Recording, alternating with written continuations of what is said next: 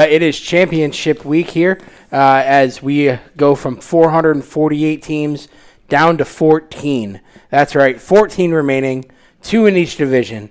And what a ride it has been. Coach, thoughts on the tournament thus far? Man, I think it's a great tournament. But again, once you eliminate the 16 teams, it'll cut it back 2 weeks. You know what I mean? I think the Elite Eight is good. You know what I mean? I think if we do 8, it'll cut a lot of those teams that got 1 wins. You know what I'm saying? What you think? That was the whole argument I had in the very beginning. Was these 16 teams, too many divisions? Kids are playing for so long already, and now we're down to 14 teams total. Yeah, 14 total, and you talk about these kids playing too long. A lot of these kids, they not just play football, they also play basketball. And it's already started. That's what I'm saying. It's already started. So adding those extra teams has extended this season to now running into basketball, which I'm sure is affecting some of these teams that are still in. I'm sure it is. So that's the thing. But here we are. Nothing we can do about it. We are not on the board there. But let's first of all, I want to give a thanks to Bounce Akron. They're supporting us here. Bounce Innovation Hub, I believe, is the correct name. Thank you for putting us up. Great spot if you need to do some work. Great spot to come down to here in Akron. Yeah, right. So Division II, Thursday night, 7 o'clock. They're kicking off championship week, and it is Hoban versus Toledo Central Catholic. Now, Coach, we know a lot about Hoban. We've kind of been following them all season long. They have who we believe to be the leading candidate for Mr. Ohio football. We'll find that out Thursday afternoon before the games actually kick off, who wins that honor as well. What else do we know about Hoban or Toledo Central Catholic? Well, they started off first of the season with the scrimmage, and Toledo Central Catholic, I guess thought they manhandled them, but I think Hoban is going to come out with a different attitude because they're playing totally different now. They're playing with an up tempo, and it's a new season for them, and they got a definitely different look, and I think the kids are buying in, and their main focus is bringing home the championship. Yeah, and if I'm correct, Toledo Central Catholic was a 5 seed coming in, and Hoban was a 2 seed. If I may have written that down wrong, but I think it was 1-1. Is it 1-1? Okay. Yeah. After the reseed, right? Yep, okay. Yep. So again, it's still having Hoban 14-1, Toledo Central Catholic 14-1. Chris, what do you think on that game? I didn't know much about Toledo Central until last week, until I started researching them a little bit because I just wanted to see what all the buzz was about. And I'm just so impressed with how good they are. And the size. I was talking about it last week, how big these guys are. Like I said, 375, 285, 320, 320. Just these big guys they got. And I love their quarterback, Taewon Clark. Lefty, big, tall, throws a perfect pass. And if he gets Sam Lee open in the end zone, their big receiver, I could see Toledo put up a big fight. They've impressed me all postseason. And Toledo did win by a last-second touchdown last week, correct? Yes, over Kings Mill Kings, who we were all very high on all postseason. I think we all picked Kings to win last week. Yes. And like I said, this team just continues to impress me. Can they beat Hoban? Can they hang with the mighty Knights? I don't know. But I can tell you right now, this weekend is full of great games, and he couldn't start it out any better than with Hoban and Toledo Central. Yeah, I totally agree. And again, you talked about it. Can they stop the Knights? Can they stop Lamar Sperling? Mr. Ohio. He has to be. Can they stop Jay Crable? Those are 2 really strong weapons for Hoban, and they both have been showing it. Jay had a huge week this past week, and now he's, ready to go. I think I'm going to take Hoban to win this one and to win Division II. As usual, from the beginning of the season, I'm sticking with Hoban. They're going to win it, and they playing well now. They everybody getting into the concept. Against Toledo Central Catholic, it's tough. I get it, but I think Hoban is more tougher. I have agree. I think they're more tougher. I think Hope is gonna pull it out. It's gonna be a great game though. Well, I mean, Massillon found out this past week.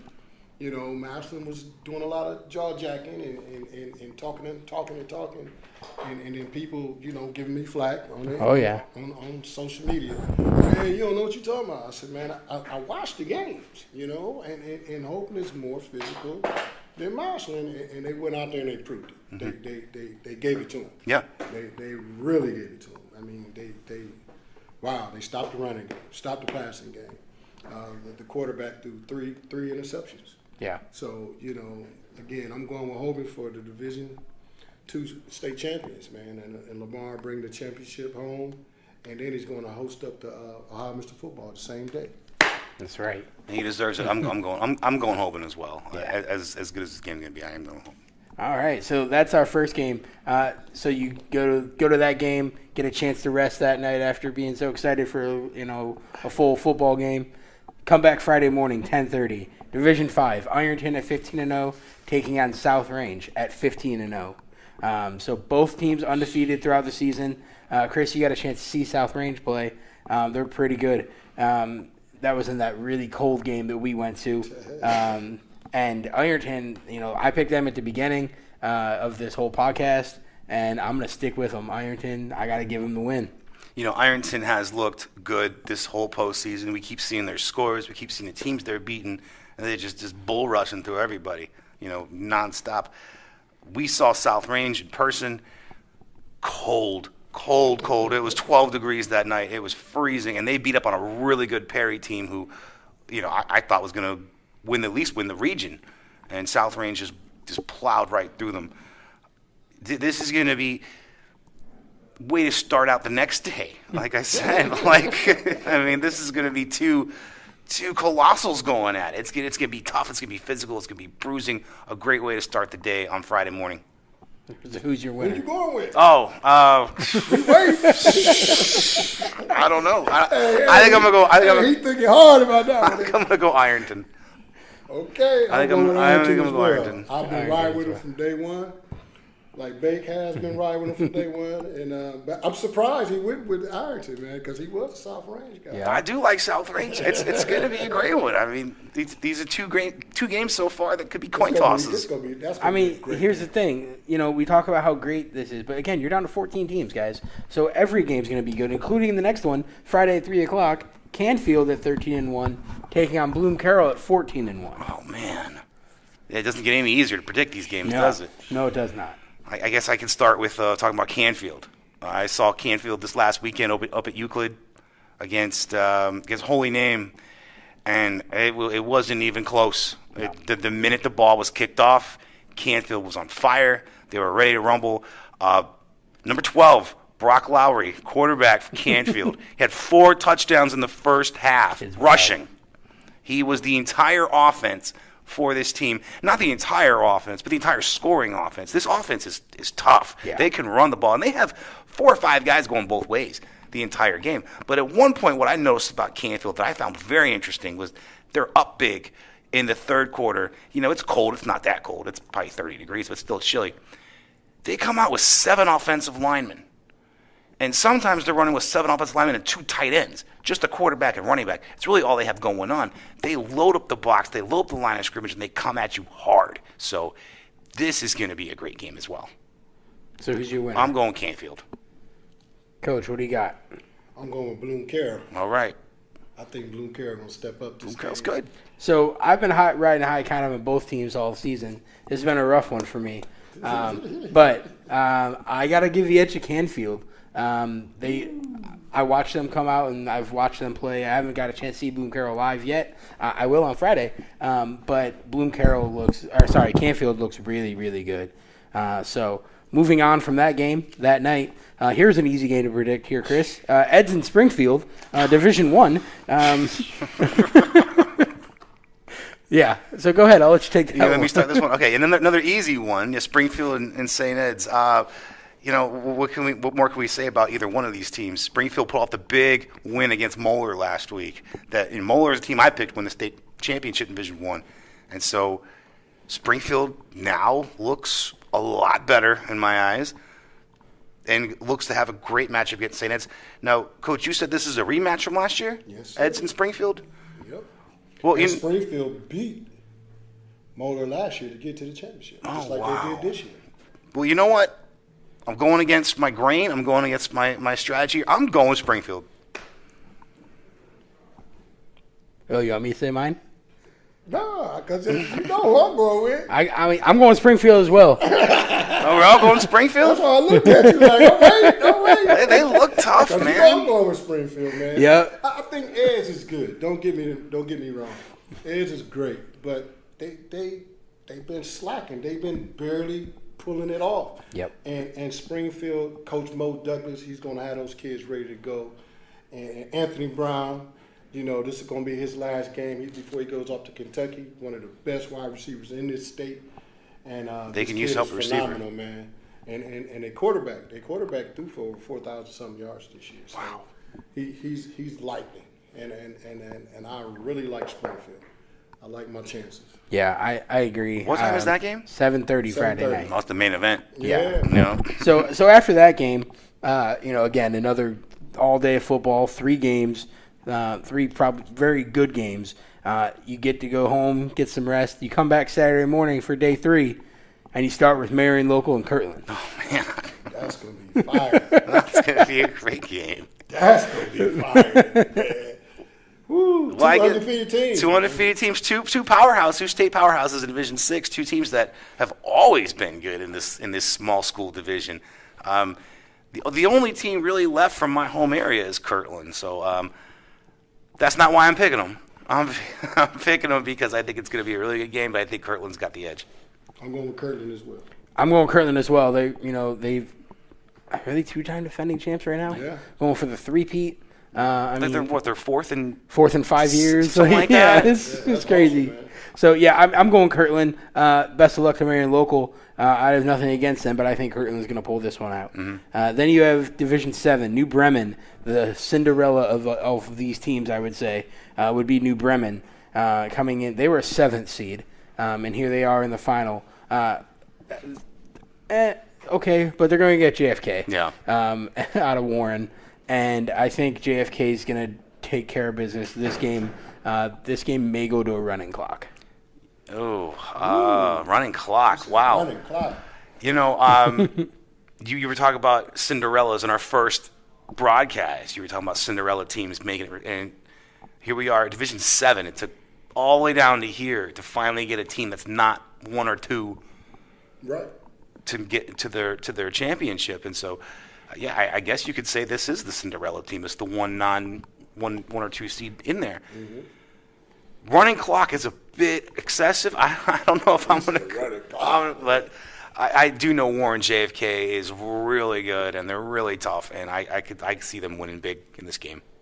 I'm going Warren JFK as well. JFK. Yep. Yeah. I just see, if any game, I could see it being that one. And then to wrap it all up, the last game of the playoffs for 2022, you have Division 4, Cincinnati, Wyoming, 15-0, going against Glenville at 14-0. Once again, the games just don't, they keep getting better. It almost feels like every time you announce a game, Steve. Cincinnati, Wyoming, great team. They beat Steubenville last week. Pulled off the big upset. If you want to call it an upset, they're 15-0. Yeah. But, I think we all thought that Steubenville was going to advance far. But I got to go Glenville here. You guys were all at the Glenville game this week. I wasn't. We all know how good they are, how big they are, how physical they are, how talented they are. Can Wyoming, who's not a bad team by any means, you got a team that probably has 1 or 2 Division I recruits possibly on their team versus a team with 11. That, I think, is the major difference here. So I got to go Glenville. I'm going Glenville as well. Been going with Glenville from day one. Wyoming played a great game. I thought Steubenville was going to win as well, but they proved me wrong. That game was going back and forth. Actually, that was a good battle down there. But they somebody got to lose today. Yeah. Out of that game. and I'm going with Glenville. Coach Tay again is going to get his first state championship out of this group right here. In Division 4. What do you think, Steve? I'm picking Glenville. Again, we've talked a little bit about how I feel about Glenville being in Division 4. But it is what it is, and there's nothing we can do about it. And they're playing well.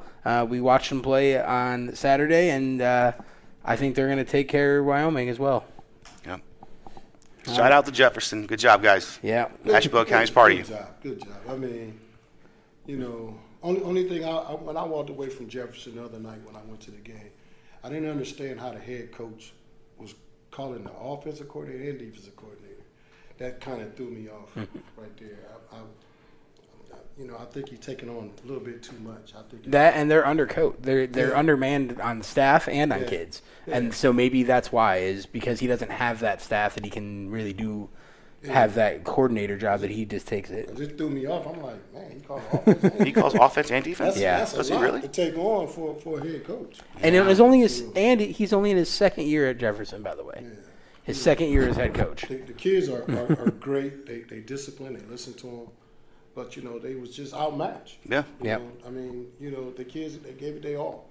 When you're going against a team as a caliber as a Glenville, that's all you can ask out of your kids to give you 110%. And they gave that. Yeah, and also for Jefferson, what I liked what they did, and Coach Hanna, again, you guys know Coach Hanna and I are friends. I like that he put Cage Boskar in the game in the second half because Cage, he is only a sophomore, and he's going to be the quarterback next season for that Jefferson Falcons team, and to give him playing time against the Glenville team to kind of be like, this is what you're going to end up doing. That's really smart. And after the game, I know you guys left a little bit early. After the game, there were some people that had talked to the Jefferson team, and one thing that really stuck out to me is they said, yes, it hurts to lose, but don't let this be the end. This is the beginning. Especially for that Jefferson team. Again, Asheville County's never had a team go that far. Let this kind of be the starting point for Jefferson and maybe some other teams to kind of watch and see how they did it, and the start of something big out there possibly. Well, I mean, what I really liked and what I took away from there is the community is 110% behind him. And that coach, they listen to that coach. They respect him, and he's dead on it. Like I said, I take my hat off to him. You call it an offense and a defense. That's a lot. Mm-hmm. But then he always encourages his kids. And then when his kids got discouraged, they come on the sideline, he coach them up. He's not he wasn't yelling, he wasn't fussing them out, downplaying them. He was lifting them up. And I like that. Yeah, and we talked about that last week about, these being high school students. Mm-hmm. These are kids. And, they're not getting paid to come out here and play. And for sometimes you'll see coaches that do take it a little too far and forget that they're coaching kids.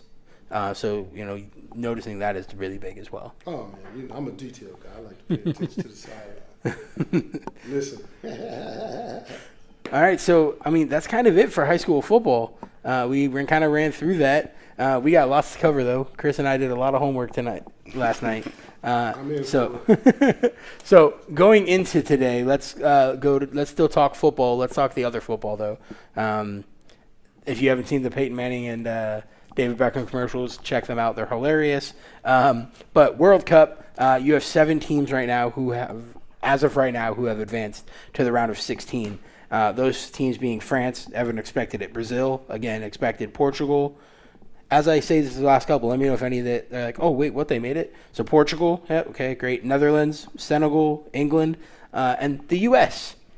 The U.S., they beat Iran today in a 1-0 match. And with that win, they advanced to the round of 16. A couple days ago, they played England, held them to 0. We also scored 0, but we held England to 0. England's the 5th team in the nation, number 5 right now. And for U.S., being the 3rd youngest team in this tournament, to hold England to 0, and then to beat Iran today, you tied with Wales, you're advancing. So that's pretty cool. I think for the U.S., to be so young is very impressive. And to hold 3 teams now to 0 points. Yep. I know it's soccer. I know it's football.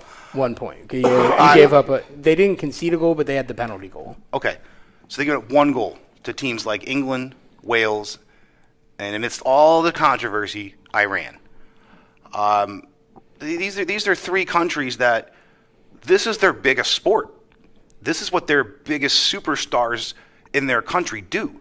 These are their LeBron Jameses, their Kobe Bryants, their Kevin Garnett's, their Lamar Jacksons. They play soccer in these countries. They don't play football and basketball. So to take on these kinds of teams and to beat them and to shut them out essentially is really impressive, considering these are kids. These are kids who are 20 years old, 22 years old. These are young kids, and they're really representing well. And I don't know much about soccer, even though I coach it. Congratulations to them today. Big win today. We heard it on the radio on the way here. They scored the goal as we got in the car. So big ups to them. Good luck. Hopefully Christian Pulisic is okay for our next game. He took a big hit against the goalie to get that goal today. Hopefully he's okay, can play against the Netherlands on Saturday. And that's going to be tough. Another country that, outside of maybe hockey, soccer is their biggest sport. Speed skating. What's that sport where you ski and then you shoot the gun? What's that called? Not ski. No.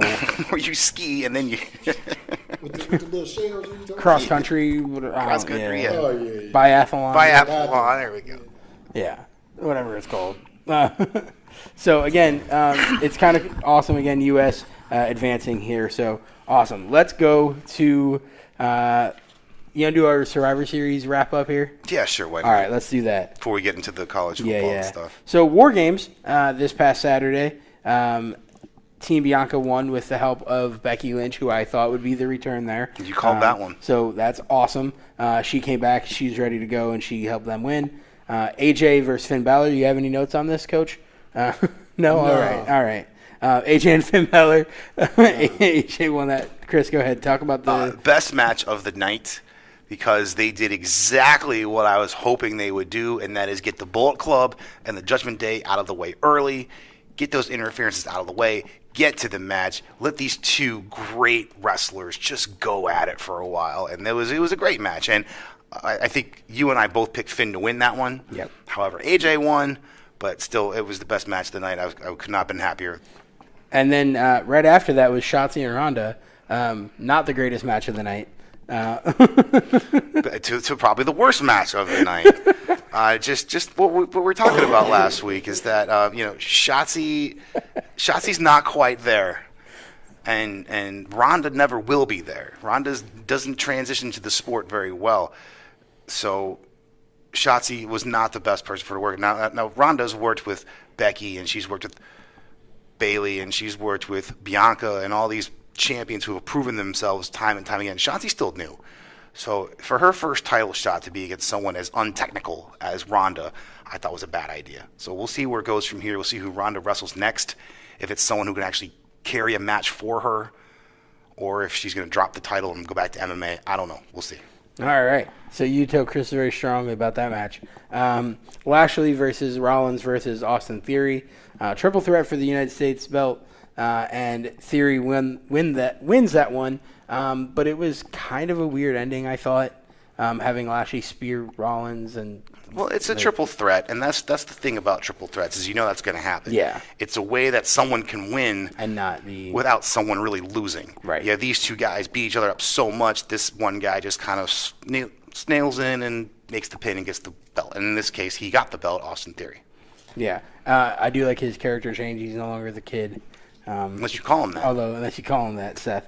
And then the men's match, the Bloodline wins. Sammy shows his loyalty, I guess, to the Bloodline by giving up KO and helping them win that one. Yeah, he beats his old-time best friend, punches him in the nuts. Best man in his wedding. Best man in his wedding. He was feeling oozy, and he was ready to help them win.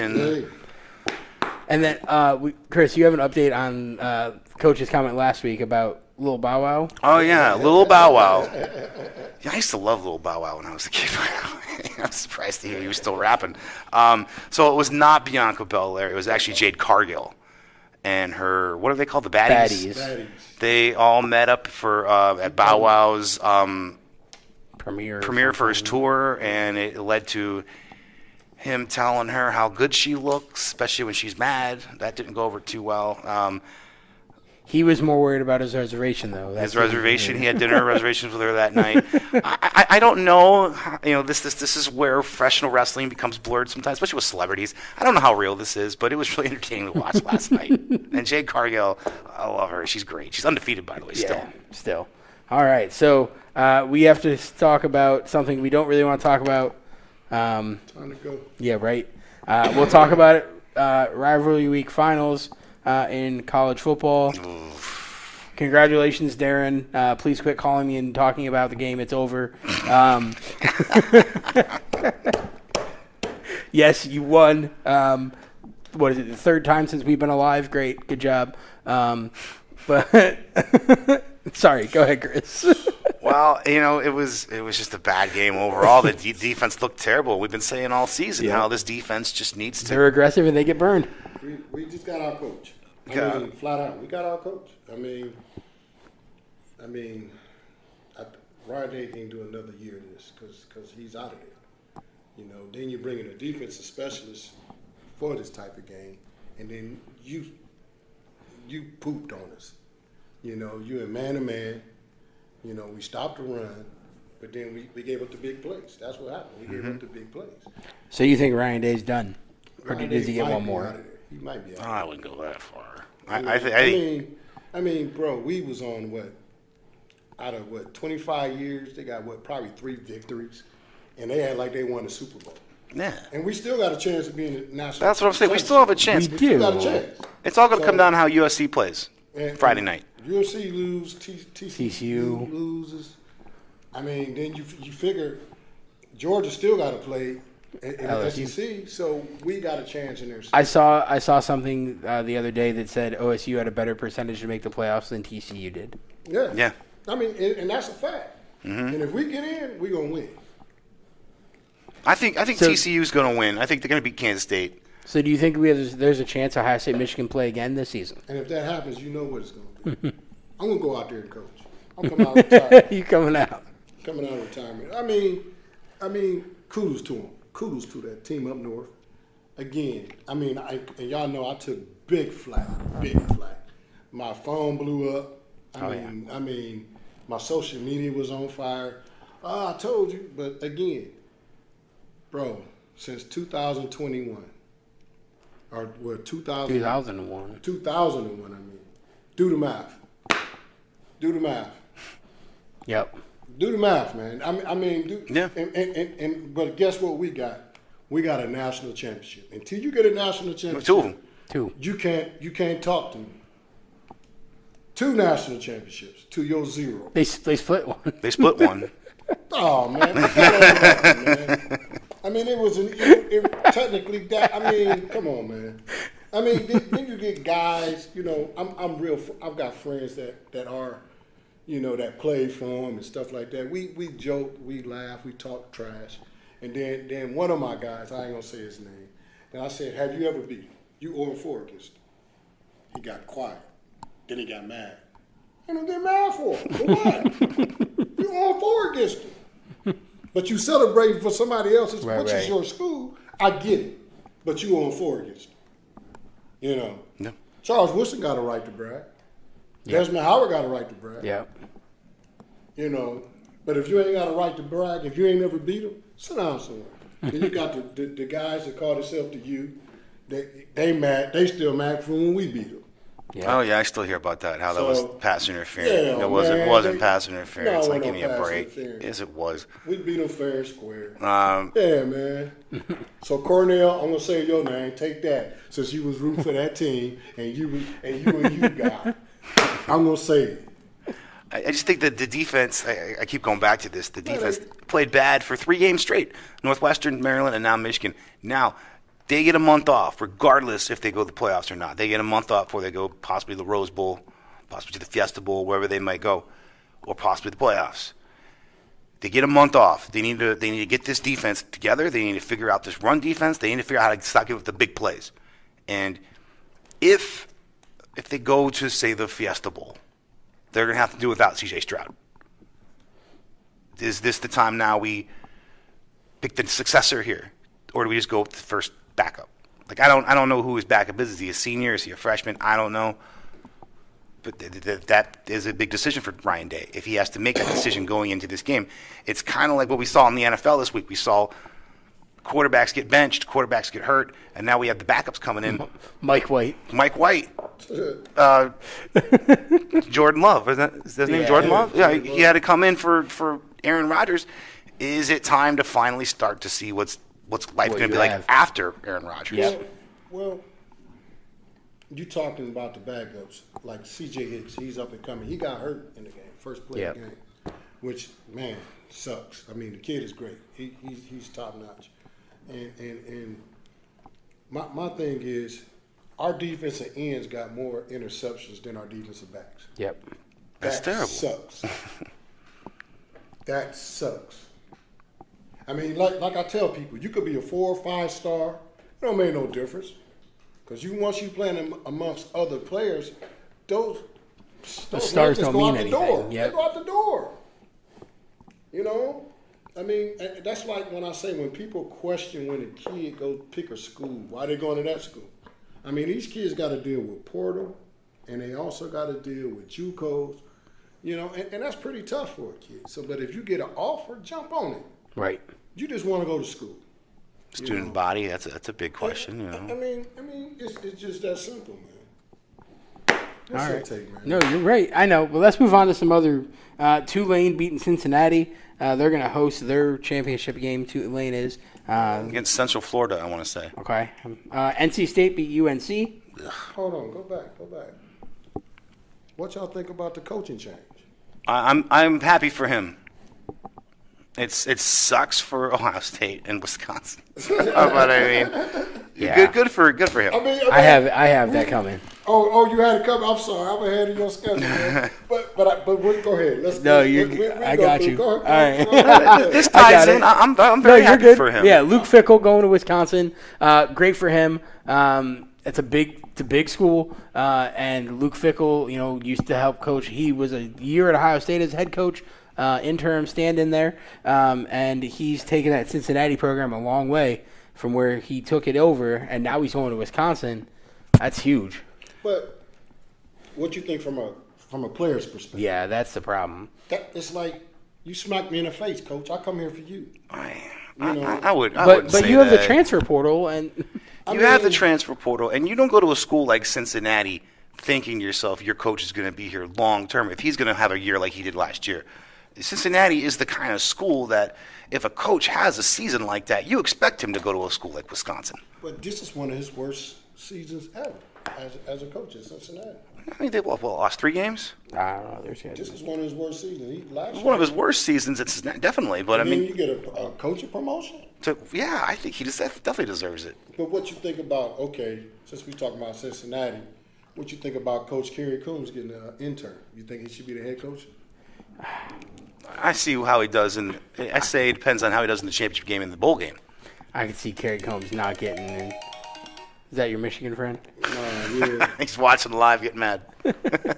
But no, Kerry Combs, he has some things to prove before he gets it. Where I think Luke Fickell has proven what he can do. I think Combs needs to prove it again. Mm-hmm. That's kind of. Elaborate on that. I mean, with Kerry Combs, he was at Ohio State, and his defense did not do well. But I like him as a defensive back coach instead of a D coordinator. I agree. And that's why I'm saying he needs to kind of prove before he gets, here's a head coaching job or here's a D coordinator job right away. He needs to kind of take a step back and kind of prove that he still has it. Well, he's got a chance. He's got Tulane this week. He's a Cincinnati guy. Is Fickell going to coach these games, or is he already? No. He's already gone. Coombs is going to coach. All right, so he's got 2 real shots here. You got your conference championship game, and then you got your bowl game. Yeah. No, he's not playing in the conference champion. Tulane is. Tulane beat him. Oh, I'm thinking of Central Florida. Okay, yeah. Well, then they got a bowl game. Yeah. They got the Pinstripe Bowl, whatever bowl they're going to. The GoDaddy Bowl. Pinstripe. Whatever bowl. They have a chance to probably get someone like Houston or someone like SMU or someone Oregon State, someone who a big win would look impressive, and I think could get the job if he shows up. Chris, another rival game here, Florida State and Florida. Oh, baby, what a game. What a game. You know, I was at the Canfield game Friday night, and I'm checking my phone as little as possible because I'm trying to film all these touchdowns this kid kept scoring. But they were up big. And, I'm on my way home, and they're up big, and I get home, and my dad texts me and says, tie game, Florida State. And I'm like, oh, my God, no way. And I run in just in time to see them score to end the game, to win the game. And, oh, God. Oh, it made me so happy. Oh. Go Noles, baby. Another game, South Carolina and Clemson. South Carolina, they beat Tennessee last week. They come out and they beat Clemson this week. Where was this South Carolina team all year? I was told early in the season that South Carolina was going to be tough, and they started out slow because, they had to play Georgia. And they probably had to play Alabama, and they probably had to play LSU, big tough teams in their conference. But to beat Clemson and Tennessee the way they have these last 2 weeks, they look really good. Spencer Rattler, yep, he's a great quarterback, and I don't know how many years he has left, but if he has another year left, I don't think dude's been in college for 17 years. It feels like it. It feels like QB1 was a long time ago, but. That's a good. That helps. That's where the transfer portal can really help. Yeah. Not only a kid, but a program. Mm-hmm. You get a veteran quarterback. It's like free agency in college. You never could be able to do that. You always had to develop this kid from the time he was 17 years old. Hope that by the time he's 22, he's ready to play quarterback. And then look at Justin Zwick. It doesn't always work out. So this transfer portal really helped both Rattler's career and South Carolina. Absolutely. Another big one, A&M beating LSU. That's a big one. I didn't see that coming. Oregon State beating Oregon. Alabama winning the Iron Bowl. Utah destroyed Colorado. Penn State beating Michigan State, we kind of all thought that would happen. Tennessee, Vanderbilt, no one's surprised there. And then Washington, Wazoo. Again, no one's. That was a great first half. It was back and forth. There were 7 lead changes in the first half. Washington has the number 1 passing offense in the country. I think their quarterback's last name is Pitts, something like that. He was just throwing the ball over the field, and especially in the second half, they went up big. I think the final score ended up being like 42-21. But man, it was crazy in the first half. What a great first half! So now, because Washington won that game, it's Utah playing USC. Yeah. Had Washington State won, it would have been Oregon. So Utah, USC this week. Kansas State and TCU. UCF and Tulane. LSU and Georgia. Yeah, you got this big hoodie. Clemson and UNC, and the spoiler makers versus the team up north. So those are our games this week. One thing I'll talk about is rival week. I know on Friday night we were at Euclid and I showed Chris the video. Arizona and Arizona State's mascots got in a big fight. That's hilarious. You didn't see that, Bert? Oh, man, they was punching. Oh yeah, there was a real fight. The cat and the devil, they were going at it. So, and at the end of that game, the players got into it as well after that game was over. So, mascots, as much as people are like, oh, they're so cool, yeah, they have emotions as well, and they were fighting about it. So, all right, Coach, we talked about Luke Fickell going to Wisconsin. Matt Rule going to Nebraska. There's another Big Ten big hire. Hugh Freeze from Liberty's going to Auburn. And, Coach, where's Deion going? No way. Deion, I think what Deion's doing, I think he's just toying with it right now. So here's the thing. You were kind of upset about Fickell leaving and, how it affects the kids and all that. But you're okay with Deion about to leave? No, because that's he said that from the get-up. I mean, he went out and got Hunter, right? Isn't that his name, the number 1 recruit? You think he didn't go there for Deion? Oh, wherever Deion going, he's going to go. So why is it different for Deion versus Fickle going to I didn't Wisconsin? say it was different. Okay, I just wanted to clarify, how that. No, I didn't say Okay. it's different. But what I'm saying is, a lot of those kids, you know how coaches promise kids, well, I'm not going to Right. blah blah blah. But that was with Deion. It was already a story. Mm-hmm. You know, with Fickle, it wasn't a story. It just come out of nowhere. Okay. You know, and it just come out of nowhere after their loss the other day against Tulane. It's like, but with Deion, they've been entertaining that the entire season. Okay. So that's what I'm talking about. Okay. You know. So you think the kids that went there for Deion will go with him wherever he goes? Oh, heck. It's kind of a package deal kind of thing there.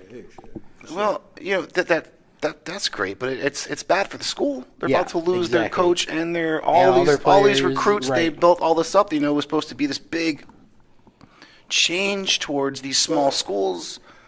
But one thing Deion stated, he want to make sure his coaches is okay before he make a big decision.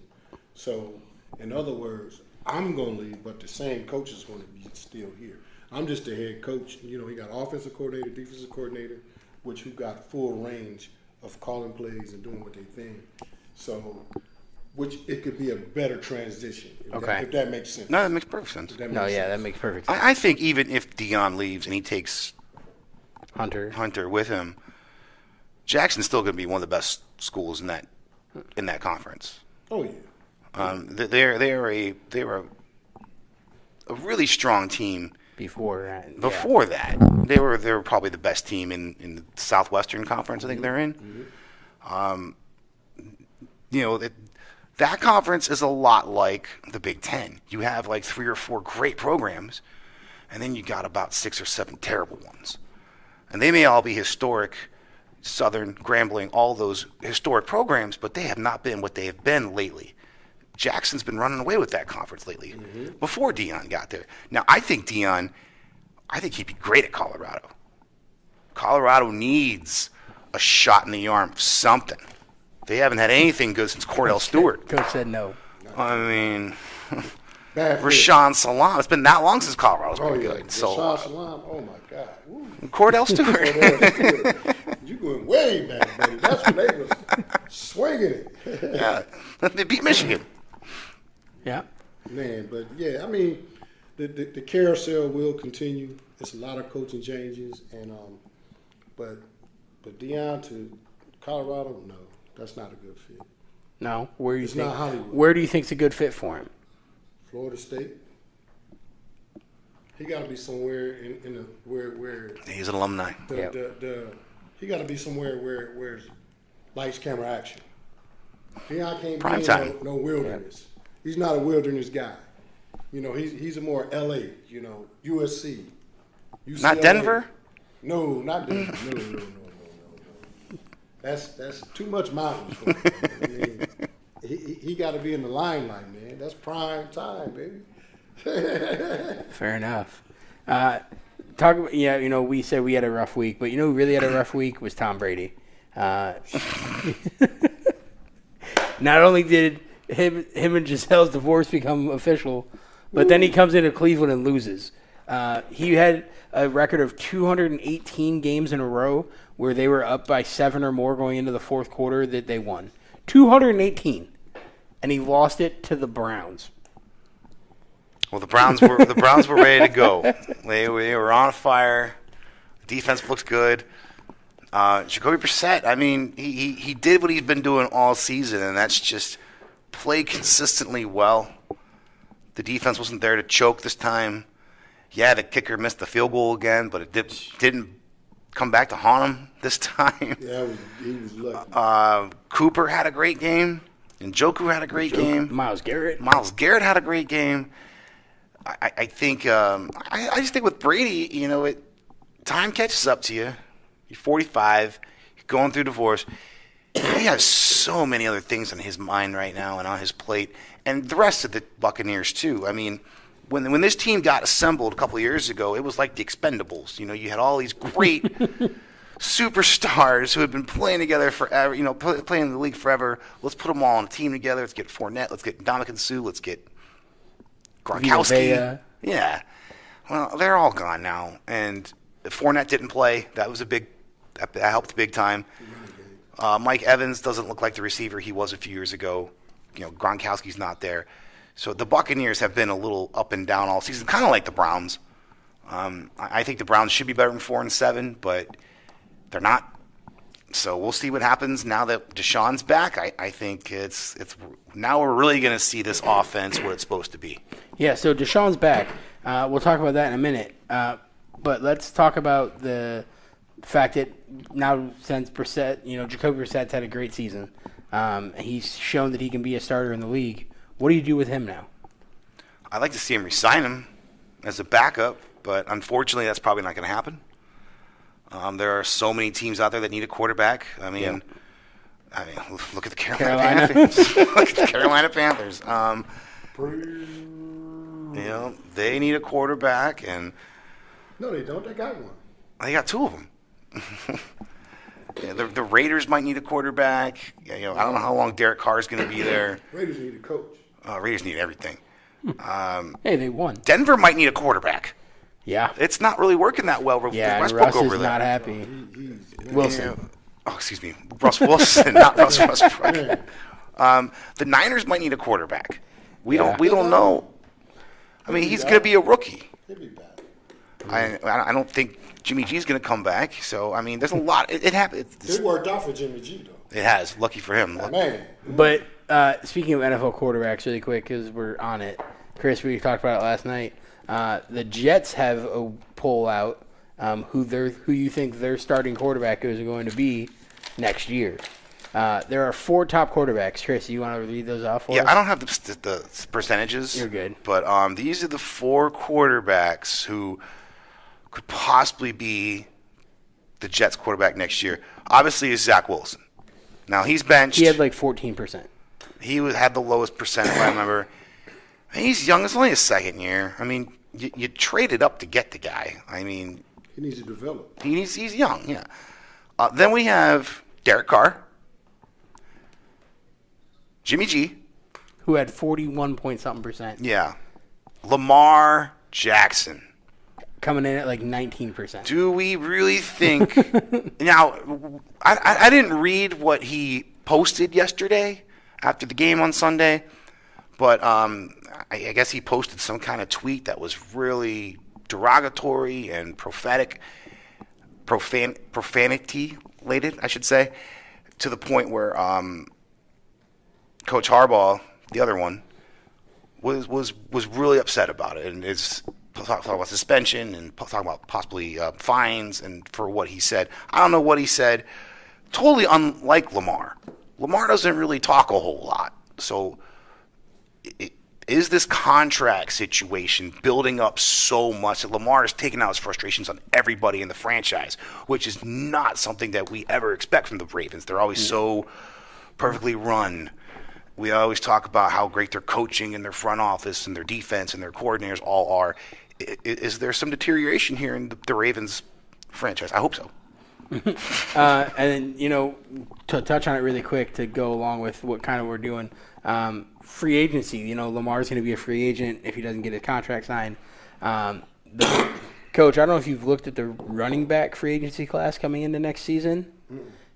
It's pretty big list with some pretty standout names. Chris, you have those names over there. I have all the names. I'm only going to read a few of them, though. Josh Jacobs, Miles Sanders, Tony Pollard, Dave Montgomery, Jamal Williams, Damian Harris, Kareem Hunt, Rashard Penny. But the biggest name on this list, and probably the biggest name in all free agency, Saquon Barkley. I said Kareem Hunt. It's right there. No, he's saying that was the biggest name. Not Jeff Wilson Jr.? No, Senior I think Saquon. Saquon? Because, first of all, Saquon's second overall pick. His injuries. He's got the injuries. Yep. If he can get over the injuries, he's going to want a huge contract. Yeah, he got to get by, the injuries that he overcame, back to back. Yeah. Every year, I feel like he's hurt. Is he hurt right now?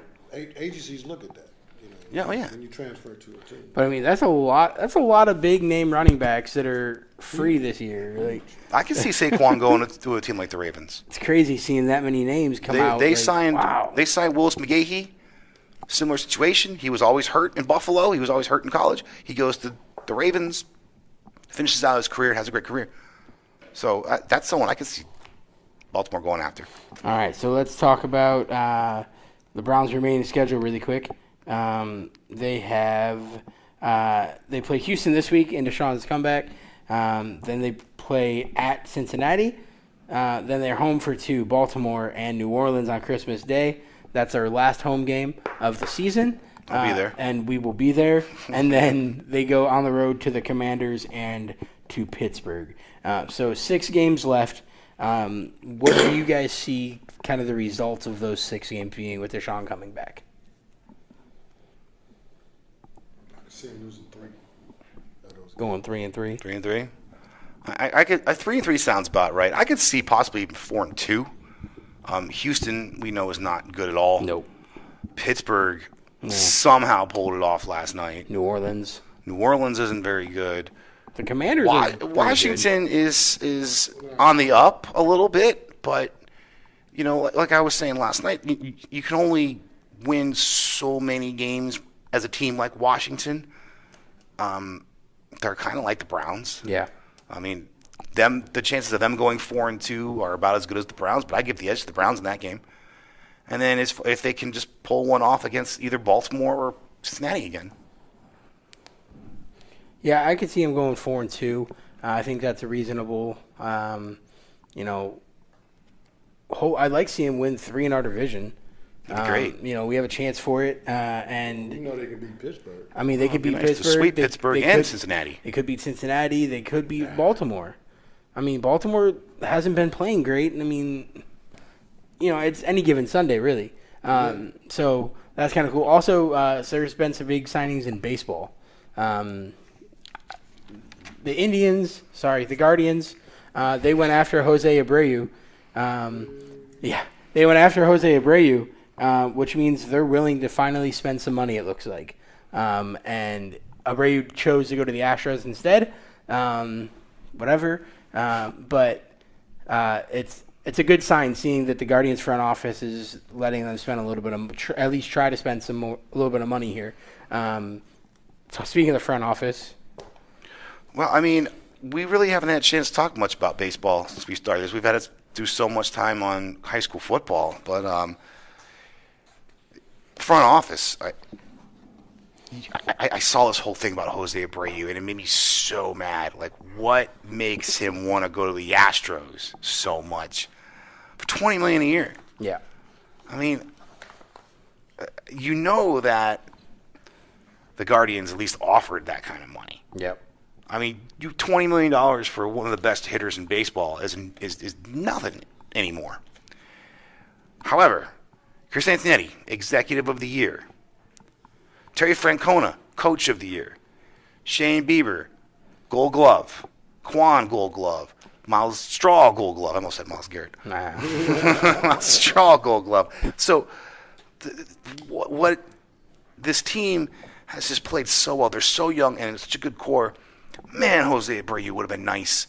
That would have been the last piece they might have needed. And maybe they're thinking that way. So maybe they are looking at other first basemen, other DH type quality guys. And, when they signed Edwin Encarnacion a few years ago, it was like the first big time free agency. Because this front office, even dating back to John Hart days, doesn't really do a whole lot of big free agent signings. Yeah. They never really do. They always do trades to bring up more players to the farm system, to bring up more superstars. That's how it's always been with this team. I mean, they always have homegrown talent. So, it's frustrating. So close. Coach, anything to wrap us up here? We're about out of time. As I always say, don't talk about the babies, help the babies. That's know right. What I'm saying? I mean, they just kids. Living their dream. Just support them. Yeah. We said at the beginning of the show, these are kids. Come out and support them. You got nothing going on? Tickets are what, $13, $15, something like that? Enjoy some good football. Come watch some good football. Even if you're like, I don't really know any of these teams. It doesn't matter. You get to see some good football, and you get to see some kids living out their dreams. A lot of great games this weekend. So, guys, have fun. I won't be there, but you guys will enjoy these games. It's going to be great. I just want to say to Utah, let's go Utes. Knock off USC. Utah Utes, let's go. We Utes fans. And so if y'all get mad because we say we Utes fans, don't get upset when we see you at the championship. Yep, can't wait. All right, we out. Deuces.